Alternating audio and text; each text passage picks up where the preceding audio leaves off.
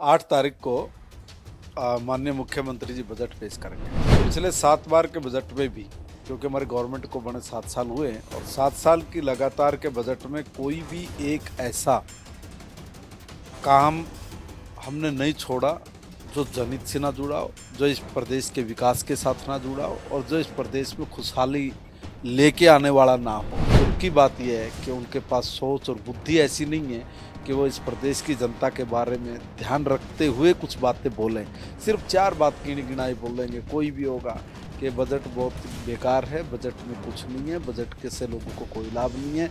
कोई उनसे पूछ ले कि वे क्या नहीं है तो उनके पास कोई तर्क नहीं है, कोई आंकड़ा नहीं है। बेरोजगारी का मुद्दा, खनन का मुद्दा, कई तरह के ऐसे मुद्दे हैं जो लेकर के आ रहे हैं और ये साफ बोला जा रहा है कि डोमिसाइल के जैसा मुद्दा है कि उसके अंदर जो है लिमिट जो है कम की गई है। तो इस तरह के मुद्दे को लेकर के विधानसभा में खूब हो हल्ला देखने को मिल सकता है। छाछ तो बोले बोले छलनी भी बोल रहे। जब उनकी गवर्नमेंट होती थी तो किस प्रकार का रोजगार देते थे। हमारी गवर्नमेंट आई, हमने सक्षम के माध्यम से लाखों लोगों को रोजगार दिया है, हमने लाखों लोगों को नौकरियां लगाया है। हरियाणा प्रदेश का बजट सत्र आज 2 मार्च से शुरू होने जा रहा है। प्री बजट मीटिंग्स के दौरान प्रदेश के मुख्यमंत्री मनोहर लाल खट्टर लगातार दावा करते रहे, बजट में हर एक वर्ग का, हर एक क्षेत्र का पूरा ध्यान रखा जाएगा। हरियाणा के एक धुरंधर नेता हैं महिपाल ढांडा जी, 2 बार विधायक, हरियाणा प्रदेश भाजपा के उपाध्यक्ष हैं। छात्र राजनीति से लेकर के प्रदेश की राजनीति का लंबा सफर, लंबा अनुभव, एक बेहतरीन वक्ता महिपाल ढांडा जी मेरे साथ में हैं। ढांडा जी, आज बजट आ रहा है, किस तरह से देखते हैं, क्या कुछ डिमांड्स हैं और क्या कैसे रहने वाला है? आज से बजट सेशन शुरू। 8 तारीख को माननीय मुख्यमंत्री जी बजट पेश करेंगे। हर बार बजट में कुछ न कुछ सुविधाएं और ऐसी मूलभूत सुविधाएं जिससे कोई भी व्यक्ति वंचित ना रहे, कोई वर्ग वंचित ना रहे, उसका पूरा ख्याल रखा जाता है। पिछले 7 बार के बजट में भी, क्योंकि हमारे गवर्नमेंट को बने 7 साल हुए हैं और 7 साल की लगातार के बजट में कोई भी एक ऐसा काम हमने नहीं छोड़ा जो जनहित से ना जुड़ा हो, जो इस प्रदेश के विकास के साथ ना जुड़ा हो और जो इस प्रदेश में खुशहाली लेके आने वाला ना हो। सब जगह से बजट की सराहना होती रही है। हाँ, ये ठीक है कि कुछ गाए बगाए कुछ विपक्ष के लोगों के पास कोई मुद्दा ना होने की वजह से वो कुछ ना कुछ बोलते रहते हैं, कुछ ना कुछ बोलना उनका बनता भी है। मगर दुख इस बात का कि वो कभी कोई सार्थक बात नहीं बोलते। अगर वो कुछ सार्थक बात बोलते और कुछ सुझाव हम लोगों को अपने कटाक्ष के माध्यम से भी देते तो हम उसमें भी बड़ा परिवर्तन कर सकते थे। मैंने कहा दुख की बात यह है कि उनके पास सोच और बुद्धि ऐसी नहीं है कि वो इस प्रदेश की जनता के बारे में ध्यान रखते हुए कुछ बातें बोलें। सिर्फ 4 बात गिनी गिनाई बोलेंगे, कोई भी होगा कि बजट बहुत बेकार है, बजट में कुछ नहीं है, बजट के से लोगों को कोई लाभ नहीं है। कोई उनसे पूछ ले कि वे क्या नहीं है तो उनके पास कोई तर्क नहीं है, कोई आंकड़ा नहीं है। ऐसा मैं कहूँगा एक विपक्ष भारतीय जनता पार्टी को और इस हरियाणा प्रदेश को मिला है जो सिर्फ और सिर्फ नकारों से भरा हुआ है। कांग्रेस विधायक दल की मीटिंग जो है कई बार हो चुकी है, आज भी जो है बजट शुरू होने से पहले भी उनकी मीटिंग जारी है। बेरोजगारी का मुद्दा, खनन का मुद्दा, कई तरह के ऐसे मुद्दे हैं जो लेकर के आ रहे हैं और ये साफ बोला जा रहा है कि डोमिसाइल के जैसा मुद्दा है कि उसके अंदर जो है लिमिट जो है कम की गई है। तो इस तरह के मुद्दे को लेकर के विधानसभा में खूब हो हल्ला देखने को मिल सकता है।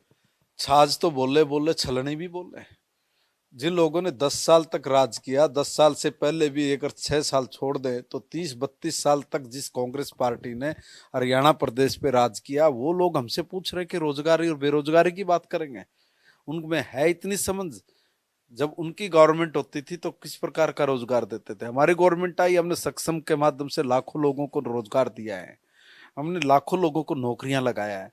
उनके अगर पूरे टर्म को देख ले कांग्रेस के, इतनी नौकरियां उन्होंने तब नहीं लगाई जितनी नौकरियां हमने अब लगा दी है। जब नौकरियां लगाते हैं और जहां जहां भी रिक्रूटमेंट करना होता है, जिस भी डिपार्टमेंट में जिस भी तरह की वैकेंसीज खाली होती है, जब उसके ऊपर रखते हैं तो इनके पास और कुछ नहीं होता। बेवकूफ़ों की तरह बोलना शुरू कर देते हैं कि देखो भाई, ये तो ग्रेजुएट बच्चों को डी ग्रुप में लगा रहे हैं, फलाना में लगा रहे हैं, डिकड़ा में लगा रहे हैं। किसी न किसी बात को मोड़ तोड़ के बोल देना और बोल के अपना पैर ऊपर रखना, ये इनकी फितरत है। इसलिए इस पे कोई ज्यादा हमें जाने की जरूरत भी नहीं है। इलाहाबाद के अंदर उपचुनाव हुआ था ना, इस कांग्रेस को नानी याद दिला दी। बाल बाल बच गए अभय सिंह जी भी। कारण कारण सिर्फ एक कि ईमानदारी के साथ हरियाणा की मनोहर सरकार ने बच्चों को नौकरी दी। हरियाणा की सरकार ने ईमानदारी से हर पॉलिसी को लागू करते हुए अपने लोगों को सही तरीके से हमने उनको उस पॉलिसी का लाभ पहुंचाया है। इसलिए जनता का विश्वास था। माननीय मोदी जी ने जिस प्रकार की योजनाओं को लागू किया और योजनाओं को लागू करके नीचे तक उसको जोड़ा है, हर घर नल के साथ, जल के साथ, हर घर में टूटी लगाना, हर घर को जल पहुंचाना, ये कभी कांग्रेस के नेताओं ने सपने में भी सोचा? सपने में सोचा नहीं है। हमने उस सब कामों को करके दिखाया है। गरीब से गरीब व्यक्ति तक उसके घर में धुआं खत्म करना है, इसलिए गैस का सिलेंडर उन तक पहुंचाने का काम ये हमारी गवर्नमेंट ने किया है। शौचालय नहीं थे, शौचालय जैसी चीज जिसके लिए हमारे घर की महिलाओं को बाहर बैठना पड़ता था, सुबह होने का इंतजार करना पड़ता था, शाम होने का इंतजार करना पड़ता था। कभी इनके दिमाग में ये बात आई? बात छोटी जरूर होगी मगर बहुत बड़ी बात थी। इस बहुत बड़ी बात को बहुत बड़े लोगों ने नहीं समझा, गरीब आदमी ने समझा। और जब गरीब आदमी ने इस बात को समझा तो उन्होंने मोदी जी को आशीर्वाद दिया, हमारी गवर्नमेंट को आशीर्वाद दिया। अभी 2029 तक ये आशीर्वाद जारी रहेगा। जी, दावे बहुत बड़े हैं आपके। आपने जो बात कही है सीधे तौर पे कह रहे हैं कि कांग्रेस जो है विपक्ष के नाम पे कुछ खास भूमिका नहीं निभा पा रही। लेकिन एक सबसे बड़ी चीज, हरियाणा प्रदेश पे 50,000 करोड़ का जो एक वो था बकाया, आज जो है वो 2.5 लाख करोड़ तक जो है वो जा चुका। इसका कारण क्या है? क्या सरकार के पास संसाधन नहीं है? बिल्कुल एकदम गलत आंकड़ा है। ये आंकड़ा भी सही नहीं है। पहले तो कांग्रेस की गवर्नमेंट से पूछना चाहिए कि भाई आप बिजली का बिल कितना बकाया छोड़ के गए थे। इसके बीच में दोबारा से फिर तो ना वहीं से कट लेंगे। विधायक जी, एक सबसे बड़ी चीज, प्रदेश के ऊपर घाटे की बात जो है, कांग्रेस लगातार एक चीज और भी कह रही है। 50,000 करोड़ रुपए का घाटा था जब कांग्रेस सरकार छोड़ के गई थी 7 साल पहले। आज जो है घाटा 2.5 लाख करोड़ बताया जा रहा है। कितनी सच्चाई? बिल्कुल गलत और झूठा आंकड़ा दे रहे हैं। इन कांग्रेसियों के पास पता नहीं ये कहां से कौन इनको आंकड़ा पकड़ा देता है। एक जगह तो हमारे हरियाणा का एक रणदीप सिंह सुरजेवाला जी बैठे हुए दिल्ली में, वो झूठ का एक बहुत बड़ा पपलू वहां पे है। दूसरा ये यहाँ पे भी इस तरह के लोग पैदा हो गए हैं। इनके पास जो भी कोई न्यूज देता है, जो भी कोई इनको आंकड़े डाटा इकट्ठा करके देता है, मैं तो ये निवेदन करूंगा कि पहले उस आदमी को पकड़ के लेके आना चाहिए। उससे पूछना चाहिए कि भैया तुझे ये रिकॉर्ड देता कौन और कहाँ से तुझे मिलता है। कांग्रेस की गवर्नमेंट जब थी तब कितना घाटा था? अकेला बिजली बोर्ड का घाटा वो लगभग एक 35,000 करोड़ रुपए से भी ज्यादा का था। उस घाटे को भी हमारी सरकार ने आके उस घाटे को भी पूरा किया है, वो बकाया राशि भी उपलब्ध कराई है। और 24 घंटे बिजली, जो ये तो सपने में बोलते रहते थे, दिन रात बड़बड़ाते रहते थे, लोगों की भावनाओं के साथ बलात्कार करने वाले लोग हैं, ये कहते थे हम तुम्हें 24 घंटे बिजली देंगे। कौन से नेता ने दी? आज हम कह सकते हैं कि 5,500 से ज्यादा गांव, 5700 गांव को आज भारतीय जनता पार्टी की सरकार 24 घंटे बिजली उपलब्ध करा रही है। 24 घंटे बिजली उपलब्ध करा रही है। अभी कोरोना काल आया, कोरोना काल में इतना बड़ा बजट जो लगा है वो सरकार जानती है कि वे किस तरह से अपने लोगों को मरने नहीं दिया गया। और अपने लोगों को मरने नहीं देने के बावजूद भी हमने इस प्रदेश में कहीं भी किसी प्रकार का हाहाकार ना हो, हमने अपने नागरिकों की सुरक्षा के लिए जो लेना था हमने डंके की चोट पे लिया और ईमानदारी से जनता तक पहुंचाया है।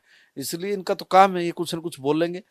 जब मीटिंग्स हुई थी उस मीटिंग्स के अंदर भी तो ये तय हुआ था कि भाई इतना बजट, इतना लोन हम लोगों को लेना है, तब ये बड़े हाँ भर रहे थे, तब मना करते, तब कहते कि भाई ये लोन लेने की जरूरत नहीं है। तब तो ये कहा कि नहीं, इस प्रदेश के हितों के लिए जितना लोन लेना आप लीजिए, जितना ऋण लेना आप लीजिए, हम आपके साथ है, कभी कोई ये गलत वो नहीं जा रहा है। हमने उस पैसे को भी जो ट्रांसफर किया उसको बड़ा ट्रांसपेरेंसी के साथ हमने अपनी जनता तक उसको पहुंचाया है। इसलिए ये तो बोलते रहेंगे चोर है। सीधे तौर पे आप कह रहे हैं कि चोर हैं।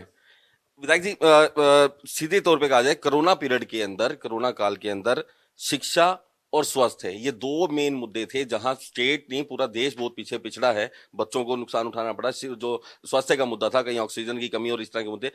बजट आ रहा है, बजट में आपको क्या उम्मीद है? अब किस तरीके से देखते हैं कि इन चीजों को क्या पहले से जो ज्यादा बजट की जरूरत रहेगी? देखिए, एक ऐसी महामारी इस पूरे विश्व में है जिसकी कभी किसी ने कल्पना भी नहीं की थी।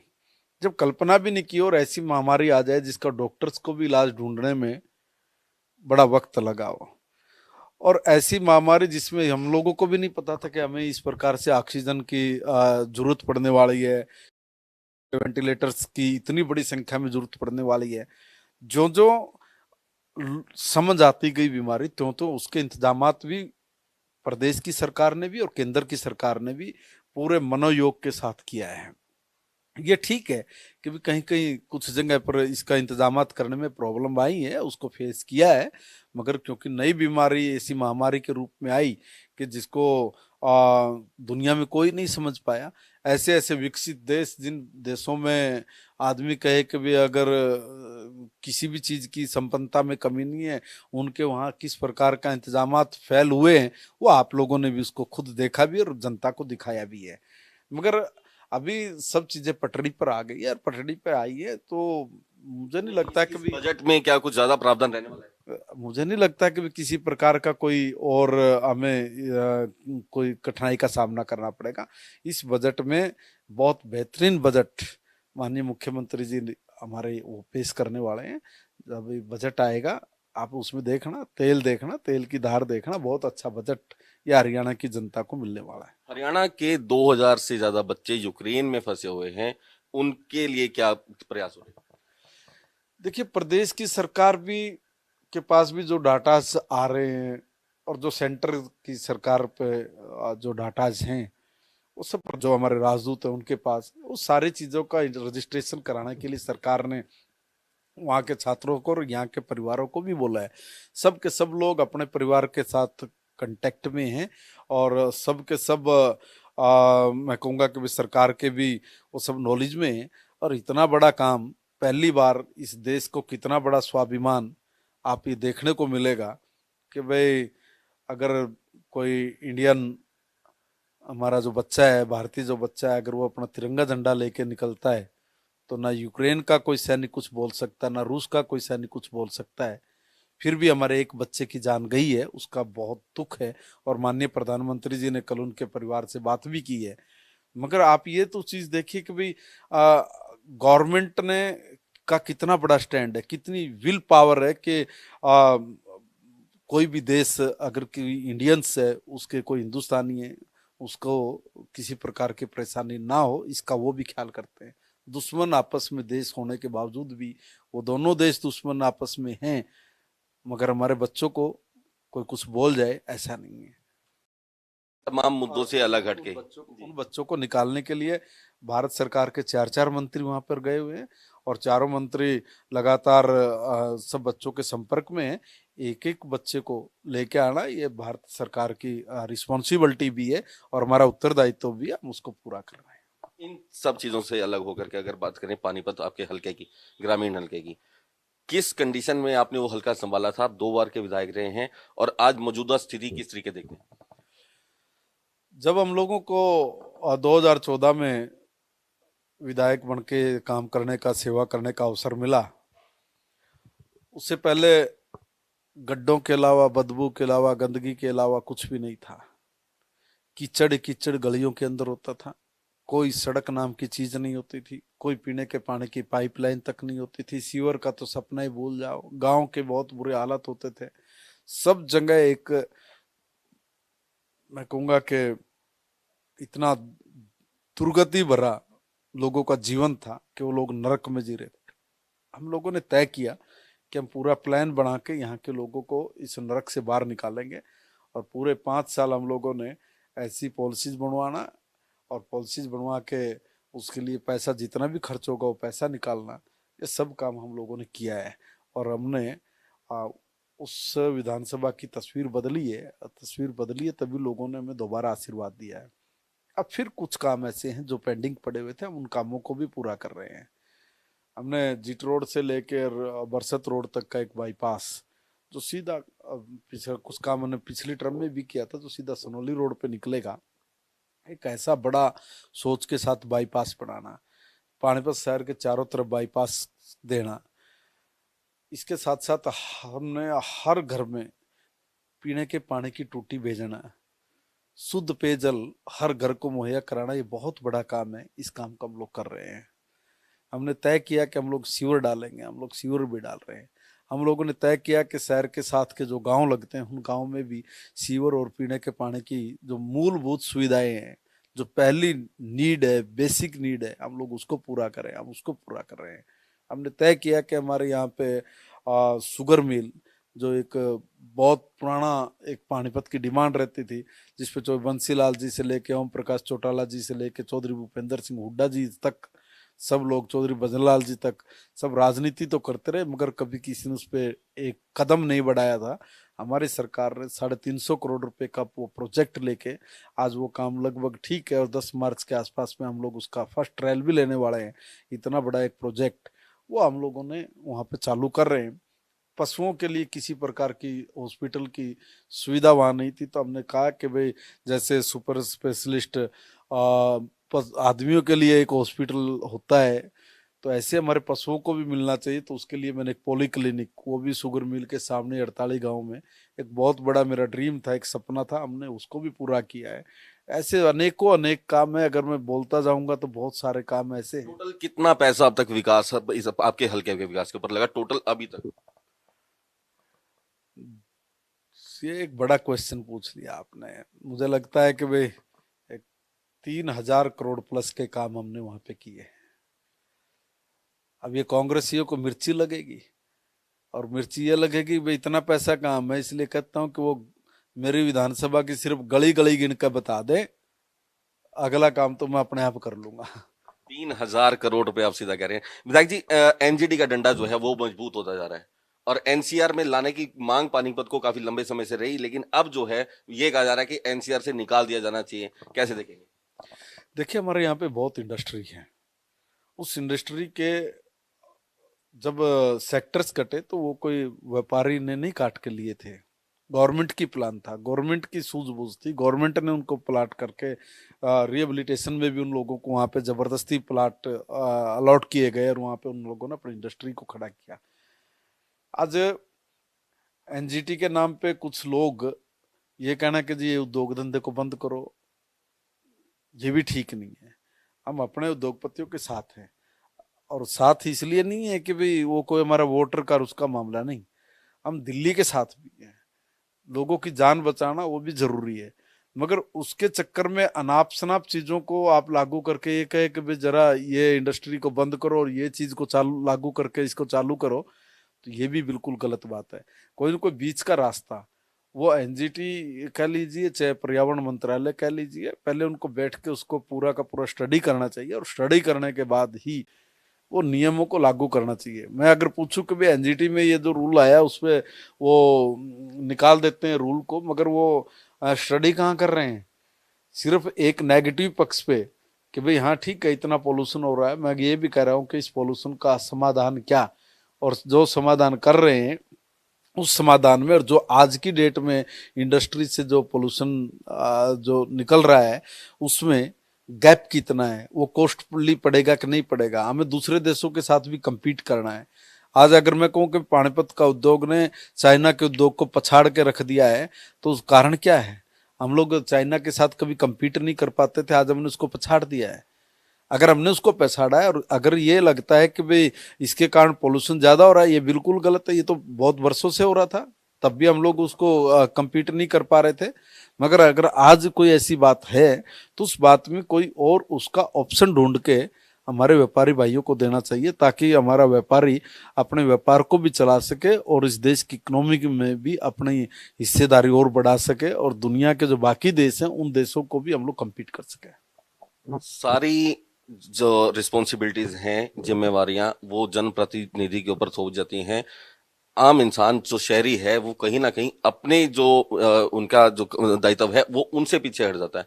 आप अपने क्षेत्र के विकास के हिसाब से लोगों से क्या एक्सपेक्ट करते हैं कि आप जो है विकास कर रहे हैं, तो उसमें वो उनकी भागीदारी कैसे?